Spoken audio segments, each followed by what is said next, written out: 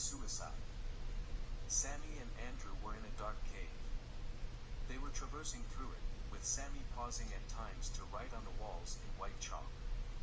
"But Sammy," said Andrew, "you said that would explain as soon as you would see me.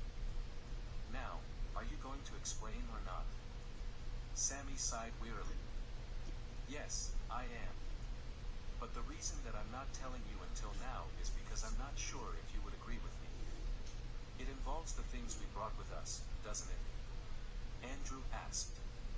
"The lighter and kerosene. Are we going to set the forest on fire to try and kill the Shadowmen?" "Close," said Sammy.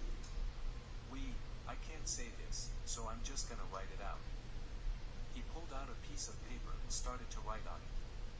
When he was finished, he handed it to Andrew and looked away, as if in shame.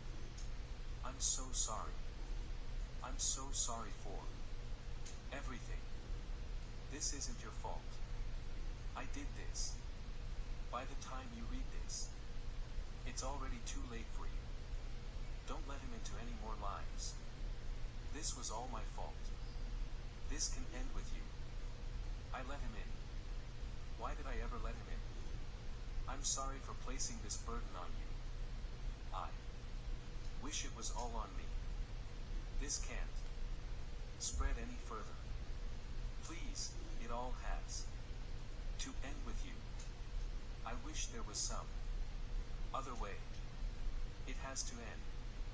God, forgive me. I have a theory about this," Sammy explained. "If there's anyone who even knows about the Shadowmen that's still alive, then he will live forever. He won't die of old age, because he lives on memory. No one alive needs to know about him, and we're the only people on Earth who know about him. But if we don't do this now, he will just keep us alive, letting us slowly delve into insanity. That, or he'll just find more people and have them have memories of him, and then he'll kill us himself." Instantly, Andrew understood what was going on. But what if we just forget about him?" said Andrew. "Then maybe he won't be alive anymore." "Won't work," said Sammy simply, shaking his head sadly. He reached out and took his hand in his, hurrying him down the hallway, as he had quickened his pace. "I only wish it could be that simple, but no. He'll always be there, refreshing our memories, until it's either burned into them or we're driven insane." "I think you're already insane," Andrew exclaimed. He tried to break free of his grasp, but he didn't let go. The pair exited the cave and started up a hill that led to the radio tower.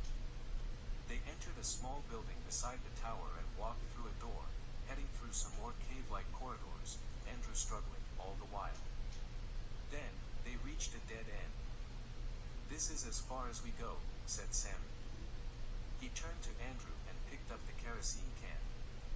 "Here, pour this on yourself." "What?" "I'm truly sorry," said Sammy, "but we have to try." He pulled out a tape recorder and pressed play. "Let go," said Andrew, struggling against him. "Andrew, please," said Sammy with soothing calmness. "You have to do it." "I can't," Andrew panted, shaking his head frantically. "I can't. There's no other way dash. I can't." Andrew screamed, and he broke free and started to run, but all of a sudden, a large chunk of the roof caved in, separating them. The tape recorder dropped out of Sammy's hand and fell to the ground. "I can't," Andrew gasped, staring back apologetically at Sammy. A glitching sound was heard, and the two simultaneously saw the dark entity of the Shadowman step out of the shadows. "Andrew," said Sammy worriedly, trying to see around the rubble, but the Shadowman was approaching fast. Andrew watched fearfully, unable to move. "Oh, God," said Sammy, starting to cry out of fear. "I'm sorry, for everything, forgive me. I'm so sorry." He lifted the canister and started to pour the kerosene onto himself, wincing as it ran over his head wound. He then lit a match, getting ready to set himself alight. But Shadowman began to mentally control the tiny ember, and it jumped off the match and onto Sammy. In a flashing blaze, Sammy was set on fire. He He started to scream in agony, and Shadow Man began to coil his tentacles around him, trapping him. Andrew started to cry as well.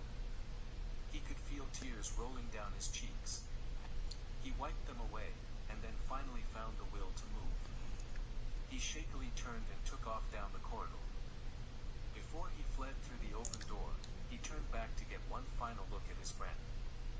The Shadow Man's black silhouette was in front of the fire, blocking the view, and Andrew couldn't tell if he was looking at him or whether he was still preoccupied with Sammy.